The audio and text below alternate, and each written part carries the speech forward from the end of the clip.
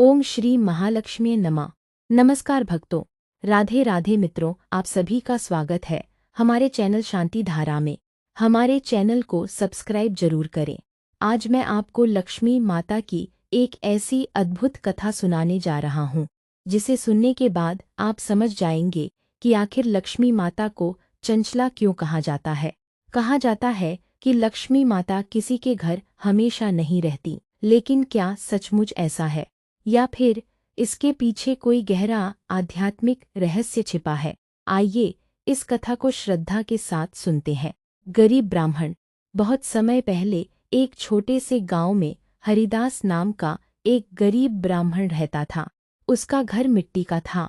बरसात में छत टपकती थी। घर में खाने के लिए भी कई बार केवल एक समय का भोजन होता था। फिर भी हरिदास कभी भगवान की पूजा छोड़ता नहीं था।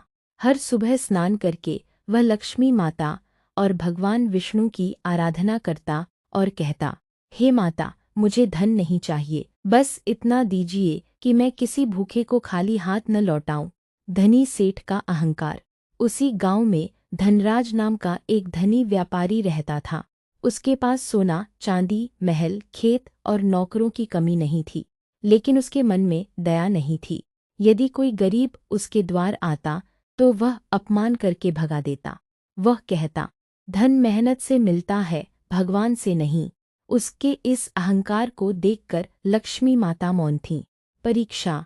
एक दिन लक्ष्मी माता वृद्धा का रूप धारण करके पहले सेठ के घर पहुंची। उन्होंने कहा, बेटा, बहुत भूख लगी है, थोड़ा भोजन मिल जाएगा। सेठ क्रोधित हो गया, यह कोई भंडारा नहीं है, निकल जाओ। वृद्धा मुस्कुराई और चली गईं। फिर वे हरिदास के घर पहुंची। उस दिन घर में केवल 2 सूखी रोटियां थीं। हरिदास की पत्नी बोली, यदि हम यह दे देंगे तो हम क्या खाएंगे? हरिदास मुस्कुराया, अतिथि देवो भव, भगवान हमारी व्यवस्था कर देंगे।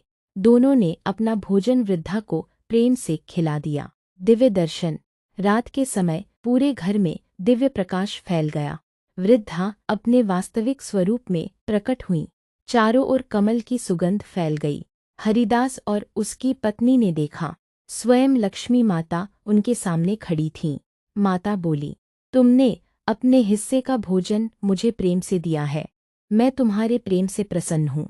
हरिदास बोला, माता, मुझे केवल आपकी भक्ति चाहिए। माता मुस्कुराई, सबसे बड़ा वरदान। लक्ष्मी माता बोली, मैं तुम्हें अपार धन भी दे सकती हूँ। हरिदास ने उत्तर दिया, यदि धन से अहंकार आ जाए तो ऐसा धन व्यर्थ है। मुझे ऐसा जीवन दीजिए जिसमें सेवा, संतोष और धर्म बना रहे। माता अत्यंत प्रसन्न हुई। उन्होंने कहा, यही कारण है कि तुम मेरे सच्चे भक्त हो। चंचला का रहस्य। माता बोली, लोग मुझे चंचला कहते हैं क्योंकि मैं उस स्थान पर नहीं ठहरती जहाँ अहंकार हो, छल कपट हो, अन्याय हो, गरीबों का अपमान हो, स्त्रियों का अनादर हो, अधर्म से कमाया गया धन हो, लेकिन जहाँ सत्य हो, दान हो, परिश्रम हो, भगवान का स्मरण हो, माता पिता का सम्मान हो, अतिथि का आदर हो, वहाँ मैं स्थायी रूप से निवास करती हूँ। सेठ का पतन। कुछ ही महीनों में धनराज का व्यापार चौपट हो गया। समुद्री जहाज डूब गए, गोदाम में आग लग गई, साझेदार धोखा देकर भाग गए। कुछ वर्षों में वह निर्धन हो गया। 8वां अध्याय, पश्चाताप। एक दिन धनराज ने देखा कि वही गरीब ब्राह्मण अब सम्मानित जीवन जी रहा है।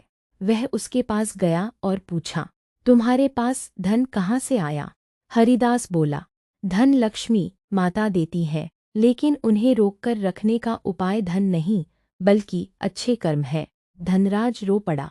परिवर्तन। उसने गरीबों की सेवा शुरू की, ईमानदारी से व्यापार किया, किसी का हक नहीं मारा, मंदिर में दान दिया, भूखों को भोजन कराया। धीरे धीरे उसका जीवन फिर से बदलने लगा। अंतिम अध्याय। एक रात लक्ष्मी माता स्वप्न में प्रकट हुईं। उन्होंने कहा, अब तुम्हें समझ आ गया कि मैं चंचला क्यों कहलाती हूँ। मैं धन के पीछे नहीं बल्कि धर्म के पीछे चलती हूँ। धनराज ने हाथ जोड़कर कहा, माता, अब मुझे केवल इतना आशीर्वाद दीजिए कि मैं कभी अहंकारी न बनूं। माता ने उसे आशीर्वाद दिया, उस दिन के बाद उसने अपने धन का उपयोग केवल समाज की भलाई में किया। कथा का संदेश। भक्तों, यह कथा हमें सिखाती है कि लक्ष्मी माता केवल धन की देवी नहीं है, वे सदाचार, सेवा, सत्य और धर्म की भी अधिष्ठात्री है। यदि हमारे घर में प्रेम, सम्मान, परिश्रम और ईमानदारी है तो लक्ष्मी माता की कृपा अवश्य बनी रहती है।